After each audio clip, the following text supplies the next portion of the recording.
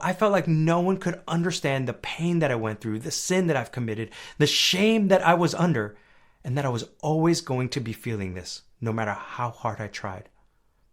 But God had a different story. You see, God started to show me that the reason that I was going through all this pain is that I was trying to find an answer to my pain, but I wanted a person. I wanted someone to hear me, to know me, to see me for what I was going through. And this is what I started to realize, is that God actually deeply cared for me. And if you're listening to this, I want you to know that God deeply cares for you in your pain.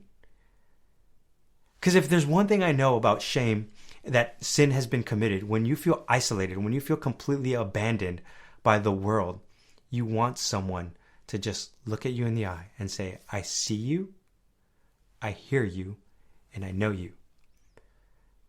And that's what God did to me in my room when he quoted Joshua 1:9. He's like, do not be dismayed. Do not be discouraged. The Lord your God is with you wherever you go. And it was in that moment that, I was bawling. I had like the snot kind of dripping down my nose, and it was just horrific. But I was just like, God, why did it take you this long? Why did it take you 16 years of me being in anguish and in pain to finally answer me?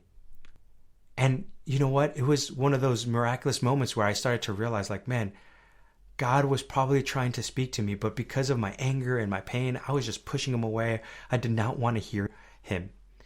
And partly too because of the way the church, treated me, and not the whole church, specifically this counselor. I just kind of brushed it off, and I blamed the church for one person's action.